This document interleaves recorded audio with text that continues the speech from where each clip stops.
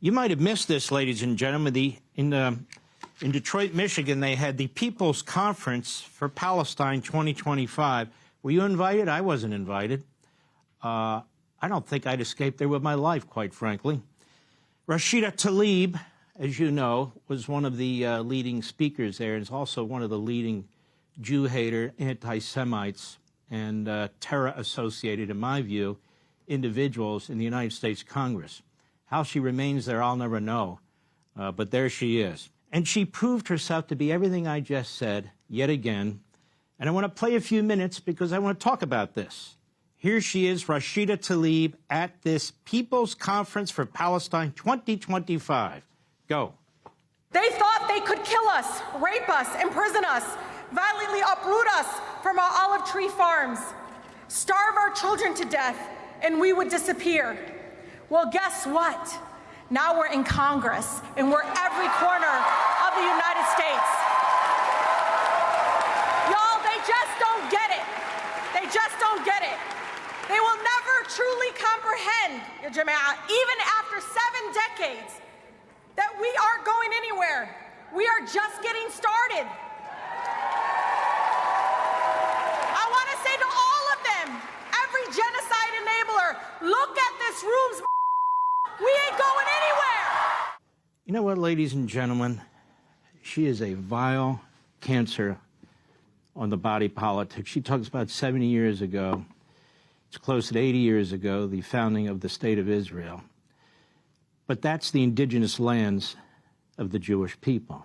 People may not understand there's a place called Shiloh in Judea and Samaria, which in 1948 they started calling the West Bank, because when the Jews were attacked, Jordan grabbed Judea and Samaria and claimed it for itself as its West Bank. It's more accurately called Israel's East Bank. These are indigenous peoples who've been there over 4,000 years. The birth of Judaism, the coming together of the tribes of Israel, occurred in Shiloh, in Judea and Samaria. Now, I encourage you to open your Bibles. You can look at the Old Testament, the New Testament. Do you find the Palestinians in Judea and Samaria? Do you? You're not going to find them. I already looked. Don't worry. So when she talks about, we've told them for 70, 80 years, and so forth and so on, she's told who 70 and 80 years?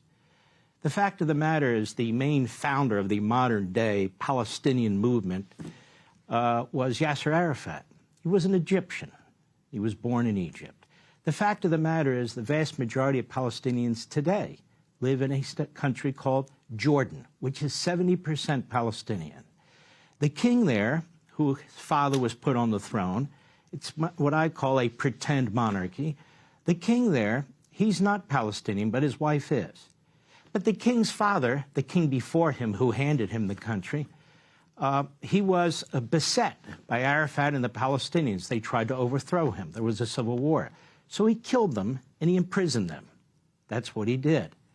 But it's still 70% Palestinian. This is why he will not accept any more Palestinians. This is why the Egyptians won't accept Palestinians. This is why not a single Arab country with the massive land that they have, Saudi Arabia, any of the rest of them, will accept Palestinians. The fact that Gaza is viewed as Palestinian, Gaza was part of the original Holy Land where the Jews lived. They were given Gaza, I think it was 2005, give or take, which is right on the Mediterranean Sea. People talk about how hard it is. It wasn't hard, as a matter of fact. It was a beautiful piece of land. And they removed the 8,500 or so Jewish families there, removed them forcibly, and gave the land to the Palestinians. And what did they do? They built over 400 miles of underground tunnels aimed at creating a terror state to destroy the people who live in Israel. And I might add, the people in Gaza elected Hamas. That was the first and last election they had. Hamas brutalizes the people. Hamas, even now, is torturing and killing people who are trying to get food because they won't take it from Hamas, which has been stealing food and taxing food. All that said, how do you build over 400, almost 500 miles of tunnels without the people in the territory knowing about it? It's 24 square miles. There's 2.5 million people. Where do you put all that sand and dirt? What about the noise? Now, they used mostly human power as opposed to machine power to try and avoid notice by the Israelis and all other satellite systems.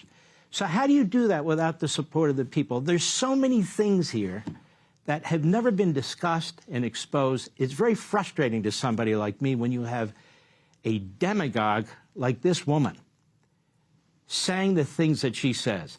And by the way, it's not just about Israel and Jews. She hates the United States of America. She hates Americans. You're about to hear.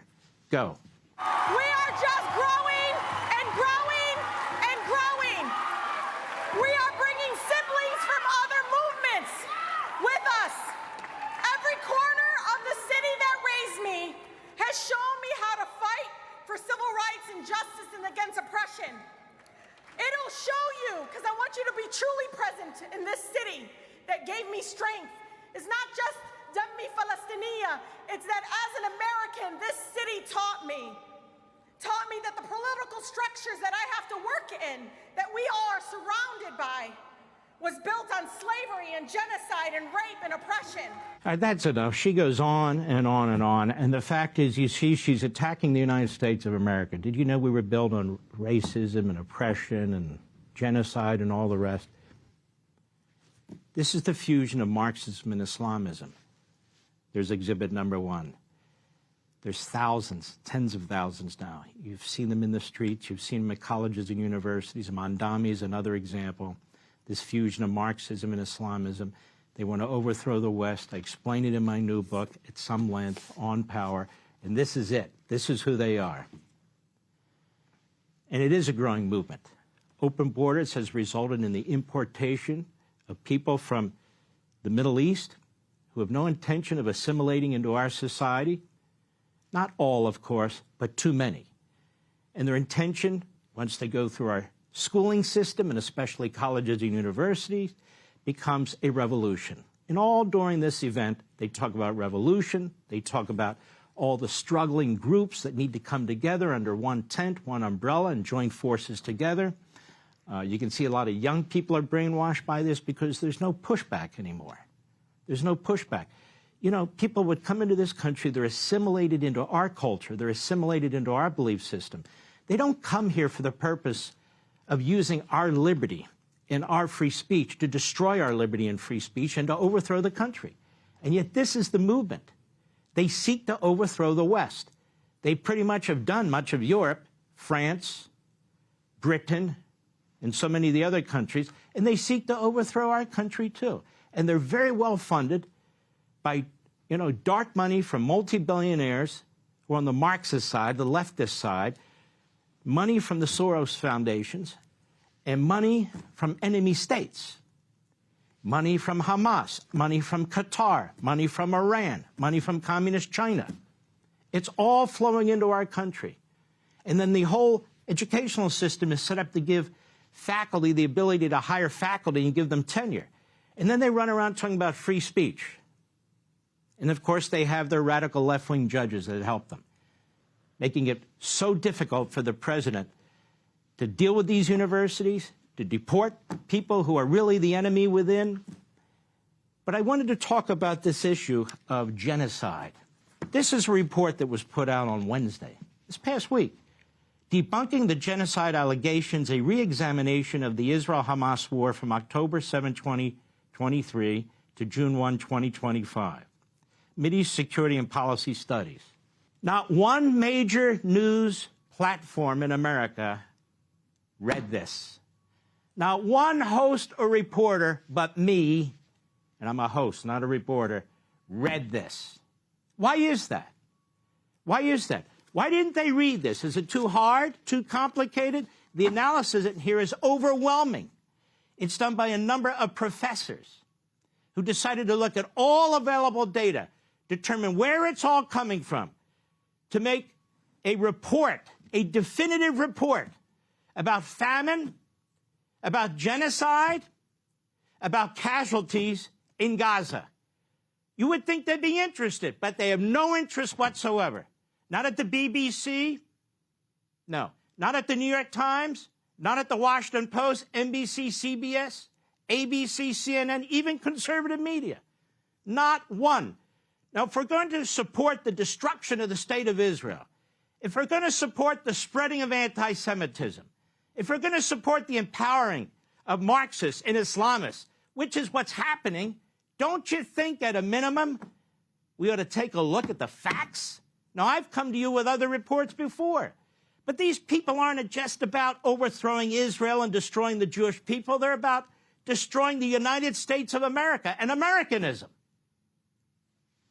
This study debunks the Gaza genocide claims, as reported by the Jerusalem Post. There, they read it. And they finds flaws in the UN international reporting on the war. Let me just give you a taste.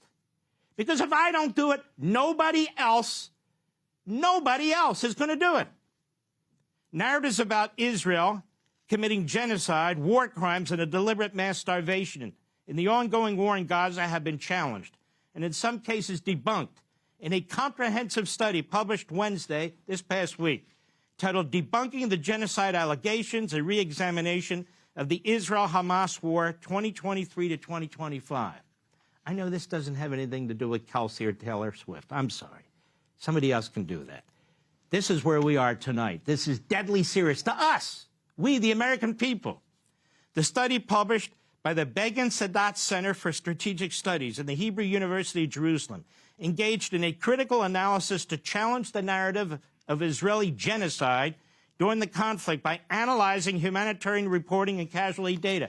Do you know the UN changed the definition of famine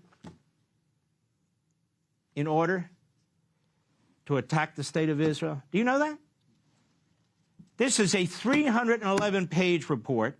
The study also uses quantitative analysis and forensic documentation to examine and contest widely reported claims from international organizations and courts. Shouldn't corporate media say, we need to make sure we're reporting the right information, the accurate information? Somebody review this report in our corporation and make sure we're doing the right thing? They don't. Led by Professor Danny Orbach, the authors said that their objective was to provide a factual analysis rather than a legal or moral exoneration. It's divided into 8 chapters. Each section of the study addresses specific allegations and themes related to this conflict and its reporting. The researchers said that more food entered Gaza during the war than before October 7, 2023, a claim that starkly contradicts widespread reports of imminent famine and the deliberate starvation of the Gazan population on Israel's part. Shouldn't that be a headline report on NBC and ABC and all the rest of them? Wait a minute. More food went into Gaza since October 7th than before October 7th. According to the study, the frequently cited requirement of 500 aid trucks entering Gaza daily stems from what the authors called a misrepresentation by UN bodies. They point to pre-war UN records showing, on average, only 73 food trucks per day in 2022. The 500 figure has been regularly cited throughout the war by the UN, saying you got to get 500 trucks in there or people are going to starve. They're pointing out, wait a minute, that's never been the case. Never. And yet this was reported, this international allegation by CNN, The Guardian, The Washington Post, among others. In a similar vein, the study said that food that entered Gaza during the ceasefire should have sufficed, I'm quoting, until July 2025, according to the UN World Food Program projections, their own projections at the UN. The researchers attributed the gap between projected sufficiency and reported shortages to, quote, extensive looting by Hamas. I've told you this over and over. The media know it, but they don't give a damn. Further, the study took direct aim at casualty figures reported by the Hamas-run Gaza Health Ministry, GMOH, alleging systematic data manipulation. According to the researchers, the health ministry, quote, per Hamas's directives, categorizes all deaths as civilian ones, all of them.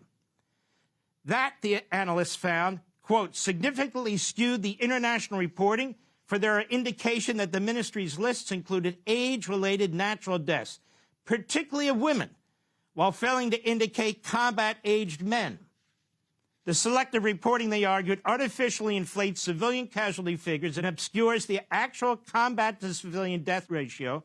Case in point, The study's analysis of the Hamas reports revealed a fluctuating and often implausible distribution of the number of casualties. There have been like 5 reports on this that the media just ignores. Moreover, the authors presented data suggesting that evacuation zones that the IDF sets up significantly were safer than other areas. According to their partial data analysis, less than 4% of deaths occurred in the humanitarian section of al-Mawasi and the other central camps set up by the Israelis, areas marked as evacuation safe zones. They attributed higher casualties elsewhere to, quote, the failure of the UN to cooperate with the establishment of such zones. More, a substantial portion of the study focused on what the authors described as systematic failures in UN and NGO. These are these non-government organizations that are paid a fortune. On their reporting, they identified patterns of circular citation, opaque assessments, unannounced retroactive corrections that researchers said have distorted the international understanding of the conflict and these casualties. One example they highlighted involves UNRWA's, the UN's, truck count discrepancies, while UNRWA initially reported a 70% drop in aid after May 2024. The Rafah operation, the agency, quote, later retroactively corrected these reports. Crucially, the authors noted, this correction was effectively unannounced, and hence the supposed aid drop continues to be broadly cited by the media today. The study extended its analysis beyond Gaza as well, examining similar patterns in the Iraq War, our war with Iraq, during the UN Security Council's 1990s sanctions regime. Per the authors, claims of hundreds of thousands of child deaths due to sanctions based on Iraqi government data were later revealed to be fabricated by the Iraqi authorities. Introducing a new theoretical concept called humanitarian bias, the report used this term to characterize what the authors perceived as systematic errors in conflict reporting. They define this as a tendency among aid organizations to accept alarming claims from stakeholders in order to mobilize urgent action. Commensurate with the researchers, this is a bias that creates a feedback loop where factual corrections are often met with hostility or ignored altogether, undermining accuracy in humanitarian reporting. Factual corrections. Over 300 pages with citations everywhere. Ignored by the media in the West, in the United States, ignored. They added that even when myths are definitively disproven, corrections are rarely incorporated into public or academic understandings. The study also mentioned that humanitarian bias can be particularly damaging when it prevents a realistic assessment of root causes of conflict and humanitarian crises, such as the actions of the non-state actors, Hamas. The academics credited the IDF with implementing what they called unprecedented steps, such as early warnings, precision targeting, and mission aborts to avoid civilian harm, actions they noted were costly to the IDF, killed their soldiers in many respects, but reduced non-combatant casualties. A comparison of the IDF's non-combatant to combatant casual ratio to those of other Western armies fighting urban insurgencies was also provided in the study, and based on this, it was determined that the IDF's ratio was relatively low. I dare every media corporation and organization in America to go through this and report what it says. I dare you. Want even more Fox News on YouTube? Become a Fox News Patriot today. Click join to find out how.